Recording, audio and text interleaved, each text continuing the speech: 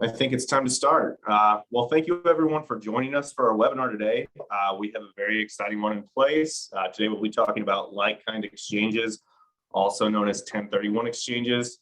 If you find the information that we have so riveting that you want to watch it again or you want someone else to watch it, we will be posting it to our YouTube channel, so I encourage you to check it out there. On the webinar today, you have myself. My name is Jordan Kuhlengel. I'm a limited partner here at the firm, Hawk Cruising Associates. And then also on the webinar today with me is Blake Will. He is our tax partner. He works really hand in hand with a lot of financial advisors, very knowledgeable about all tax matters, and he'll be kind of jumping in to provide color. My tendency is to maybe provide a pretty simplistic view on things, and Blake's job is to make sure that he gives you additional details today. All right, let's get it going. Sounds good. Hey, Jordan, just before you start, if you are attending the webinar right now and you have any questions, you can do a couple of things. You can click on the question and answer button on the bottom panel, and we'll be able to get your questions there. You can also send me a personal chat. You can just click on my name and then send me a chat, and I'll be sure that we get your question answered too. Perfect. Thank you, Catherine. So let's just kind of start off with a broad definition of what is a like-kind exchange. And really, I think I should start off with, in my mind, the purpose of today's webinar is not necessarily to provide you a comprehensive overview of everything about like-kind exchanges, because there's tons of different variables and different ways you can do things. What I want people to walk away with is, if I'm thinking about selling a property, I should be thinking, is a like-kind exchange a possibility for me? Is it worth me to look into? So let's kind of just start off with, what is it?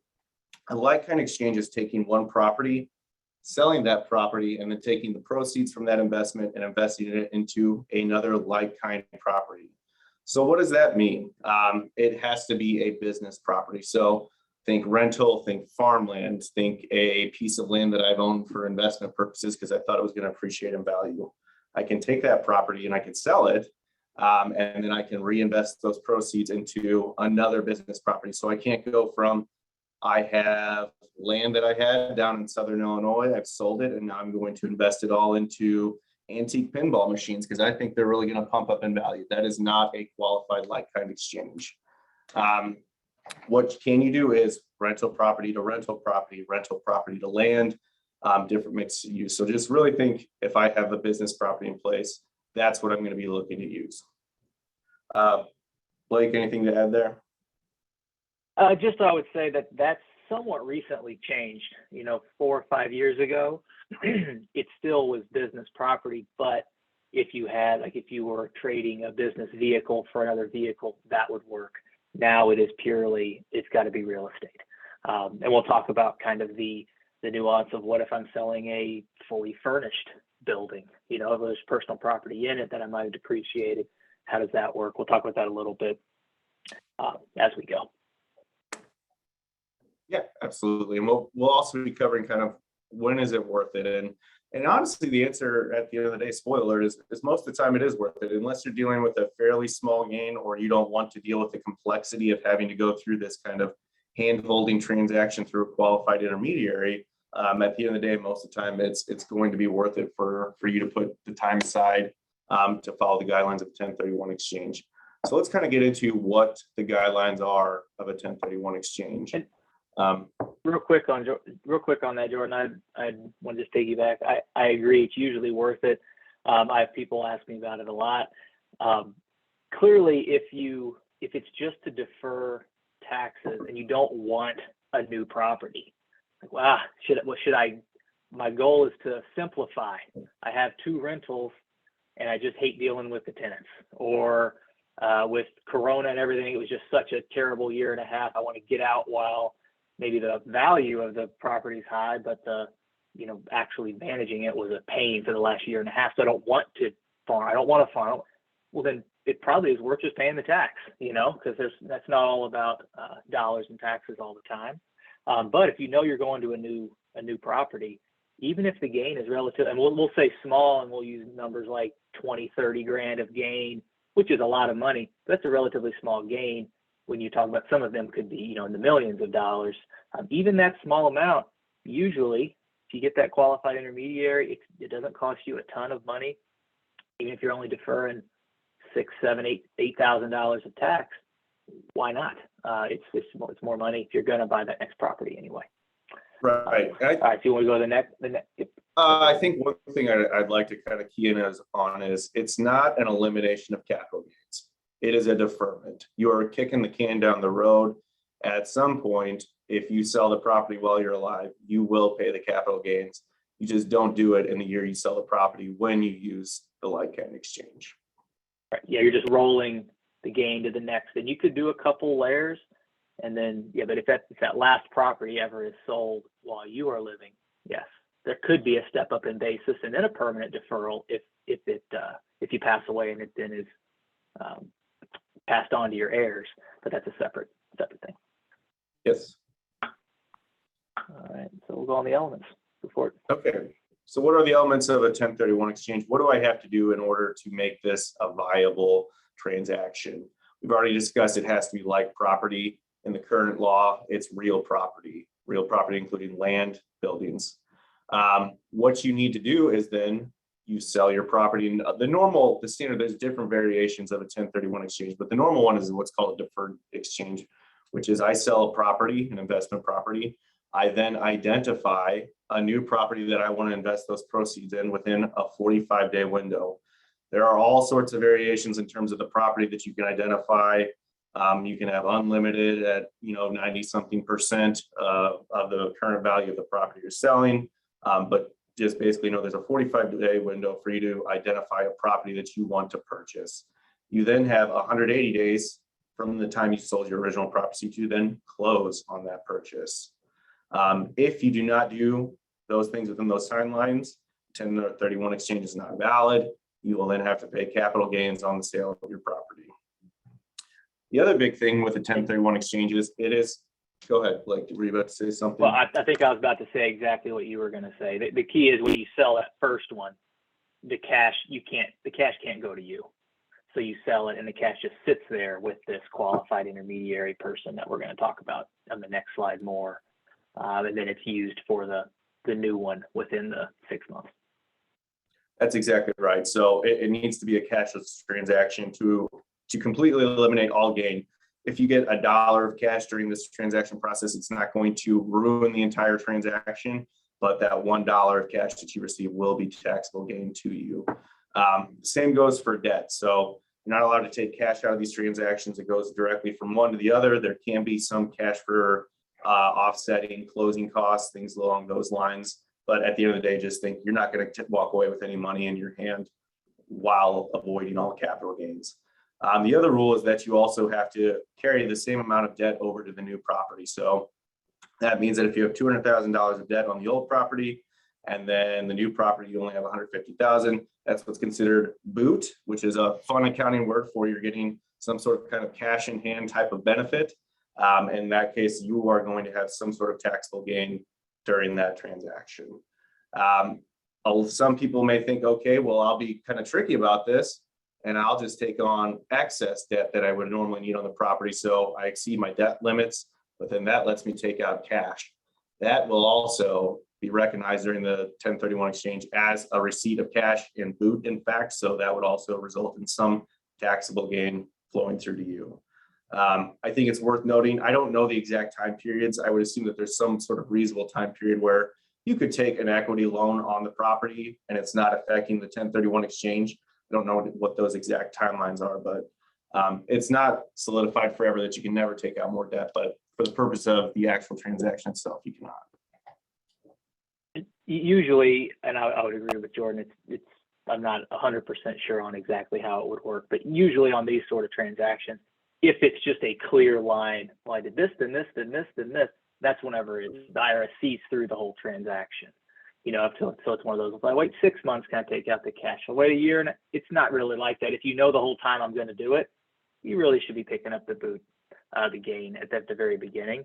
But if 5 years down the road, something happens, listen, I have this property, it has equity in it, I'd like to take cash out. The like-kind exchange should not stop you from doing that. I also want to throw out, Jordan mentioned boot, fun accounting term. I agree. As I was doing some research for this webinar, that's actually not in the IRS code, which I thought it was, because I've heard boot for, the last 15, 20 years that I've been doing accounting or in school. And it's just an accounting term that I think was just made up by CPAs, which is a fun fact. I am shocked by that. No. I feel like I've been lied to. I know. Mm-hmm. All right, let's talk about what a qualified intermediary is. And then Catherine, do we have any questions right now? No questions right now. Okay, fantastic. So qualified intermediary, whenever you do a normal real estate transaction, you typically think of you exchanging funds from one party directly to the other, potentially going through a bank.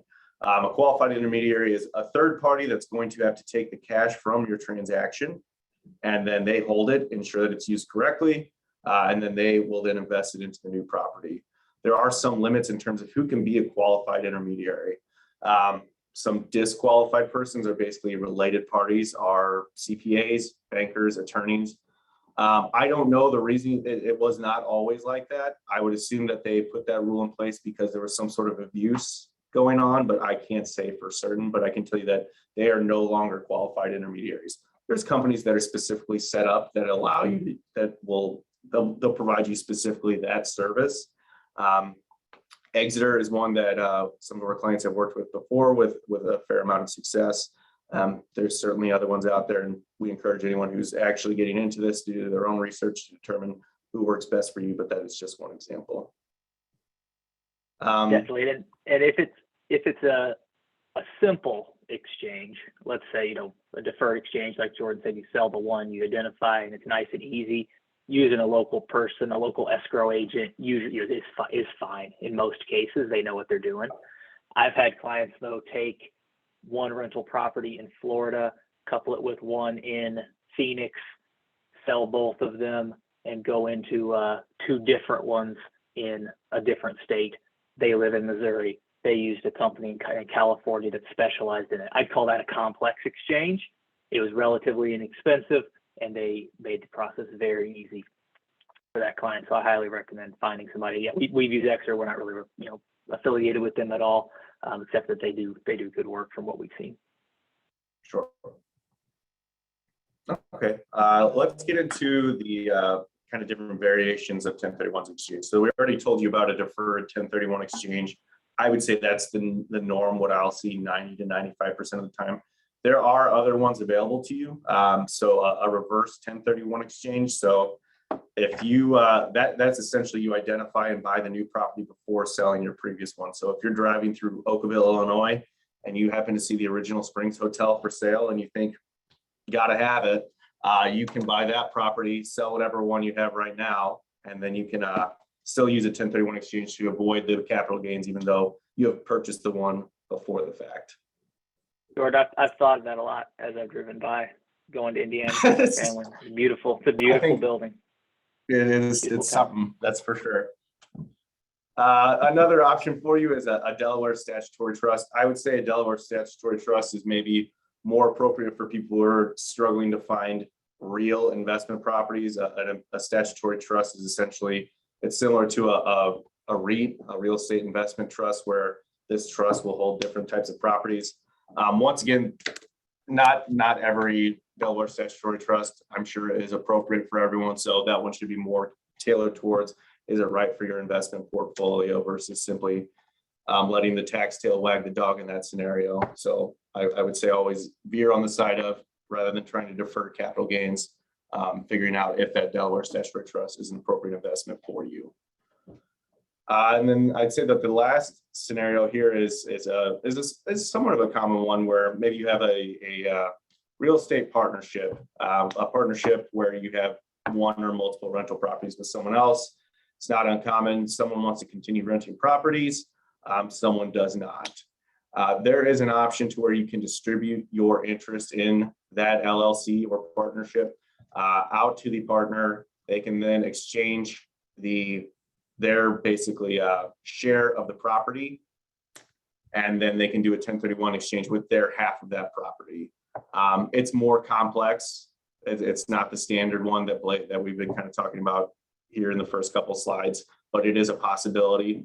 Once again, I'm mentioning this, I'm not providing you every sort of detail in terms of what you need to do legally, structurally, but it is a possibility for you to utilize. So if you're in a partnership where you have a real estate investment and you're wanting to get out, but another person wanting to continue, a 1031 exchange is still possible for you. Yeah, it is possible, but I want to make it clear, you cannot do it in the partnership and say, hey, well, partnership's going to do it. Well, I won't get any cash as one partner, but my other, no, that's taxable boot gain to the partnership that then should get allocated based on it.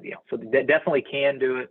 We've had people do it, but the structure has to be in place and be clear, and the paper trail has to roll the right way. Yeah. Sure. And then let's for some examples, Jordan. Yeah, let's talk about some examples. So here are the fact patterns for some fake properties that we've made up. But let's say you have a property that you originally purchased for $1 million. Over the course of time, it's been depreciated by $200,000. So net book value, net tax value, $800,000. And then let's say that you have a sales price for that property of $1.5 million. And that over time, it's let's say it's a loan rental and it's not your primary activity, so it's a passive activity. You've had losses in excess of income over the course of years of $75,000 that have carried over and are available to be utilized if you were to dispose of the property. So if you sell it for that $1.5 million pure sale, you're going to have recapture gains of $200,000, and that's just the depreciation that you've taken over time. The IRS is going to force you to pay taxes on that as if it's income. Recapture gains for real estate is at 25%. You'll also have normal capital gains of $500,000. That's the difference between the purchase price plus the recapture gain, less the depreciation and the sales price. So that $1 million and that $1.5 million, you're going to have capital gains of $500,000. And then, because you are ending your real estate activity, you're going to be allowed to take those passive losses that you've accrued over time of $75,000, and you'll offset your income. The total taxes in this scenario is about $125,000 that you'll pay on the disposition of this activity in this property. But if you are wanting to continue renting, you just no longer want to be involved with this building because it's no longer in a desirable area, or you want just something different. You want it to be in a different state, anything but a different country is essentially fine for a 1031 exchange. You are able to do that. So if you use your qualified intermediary, if you identify that property within 45 days, and if you then purchase that property within 180 days, you've done a successful 1031 exchange. In that case, there is no gain realized. Is the gain still possible if you then turn around and sell that building? Yes. But there is no gain realized on the 1031 exchange itself.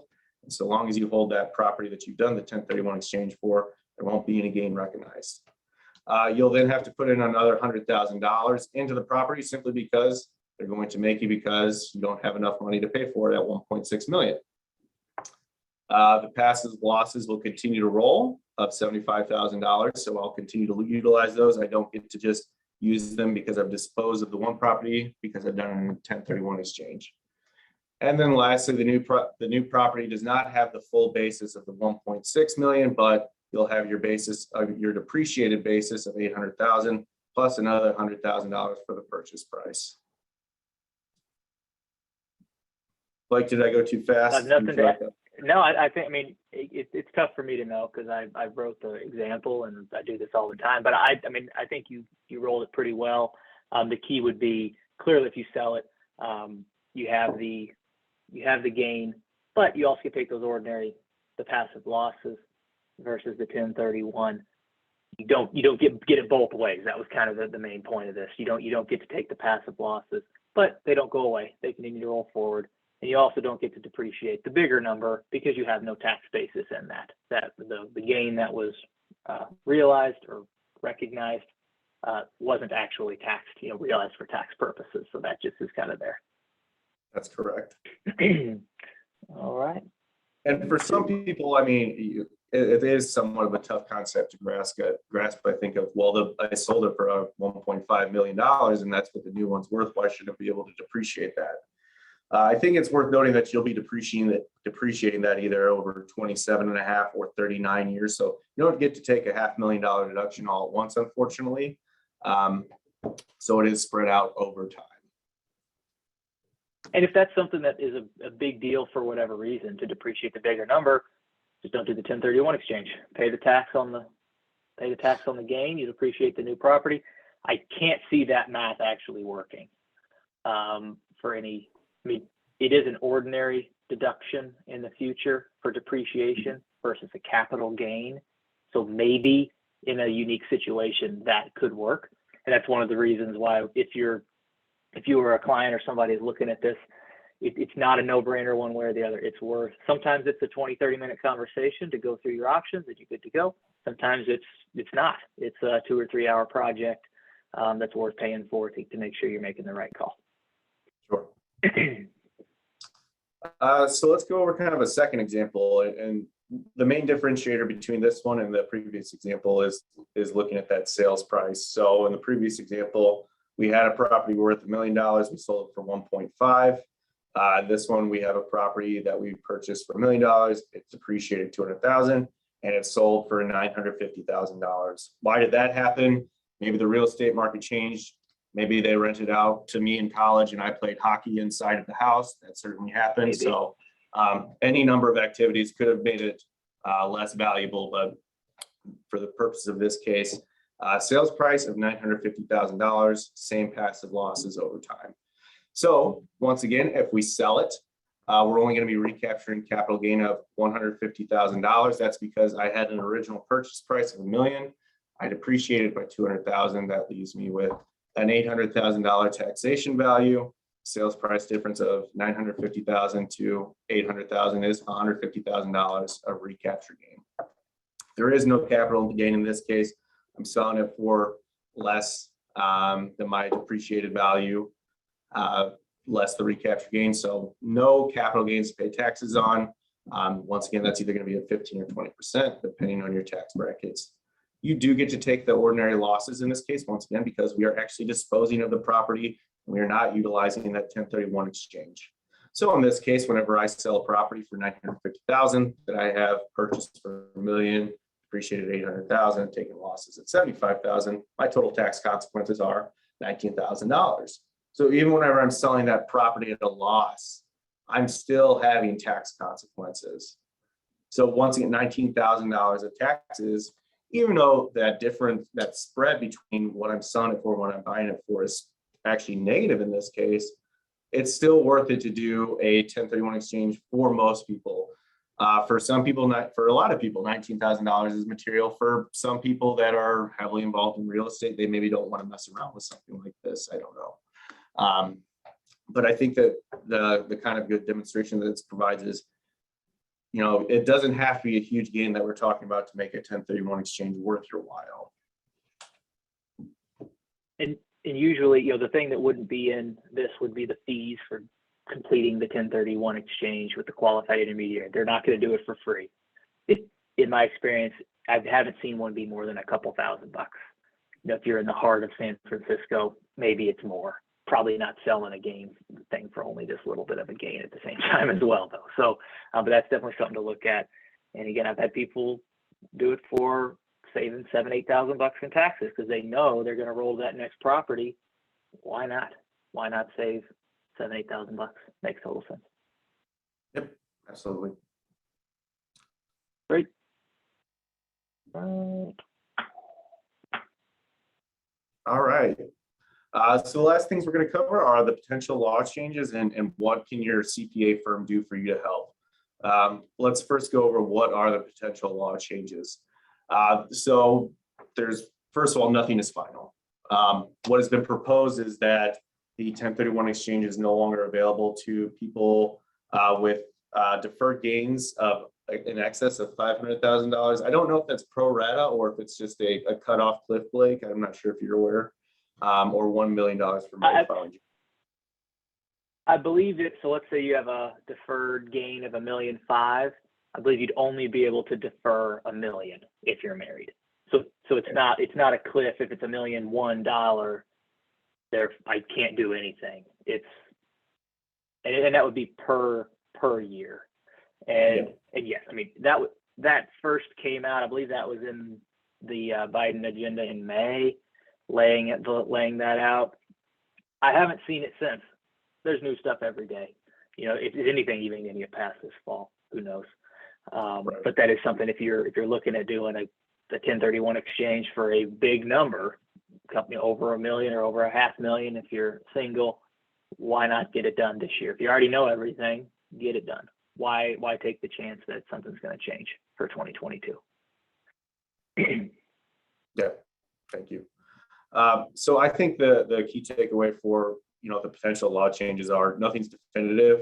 If you have some potential deals coming through to where you're still thinking 1031 exchange is a good option for you, I think it would be a good idea to get them done before the end of the year. And then finally, how can your CPA firm help you in these cases? You know, we can't be your qualified intermediaries. However, we can tell you this is what the potential tax deferral of you doing a 1031 exchange. We can tell you how taking boot or cash or lower loans, higher loans affects that taxation to you. And really, I think it can provide you with a holistic picture of, is this really worth my time, or should I just sell the property outright and be done with this? Definitely. And I mentioned this before as well. You know, sometimes it is a 15-20 minute conversation. It's a clear thing. But for those unique situations, we've seen people roll into it and think, the partnership example, well, I'm not taking any cash. That could be a big deal. But if you did a couple structural changes as you go before that property sells and everything closes, everything would have been fine. No tax. Everybody would have been gone down the road happy. So definitely ask us a question, even if it's a little, in your mind, an easy question, or this is a no-brainer. It's always worth it, we think, to give us a call, just to double check. Yeah, absolutely. I think that's the thing to finish on.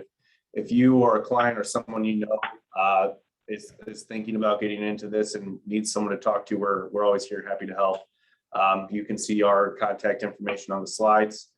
Feel free to reach out at any time. We'd be happy to speak with you. Blake, anything else for the sign off? I think that's all I got, other than, Catherine, did we get any questions? I mean, we were very articulate and laid everything out perfectly, so I expect no questions, but I mean, I thought there'd be some questions about Oakville, maybe. it was practically a perfect webinar. We have no questions, but if you do have some after absorbing the material, please feel free to give us a call. And or after rewatching it on YouTube. You know, or after watching it on our YouTube channel. We'd be happy to answer those. Just give us a call. Great. All right. Appreciate everybody's time. Thanks, everyone.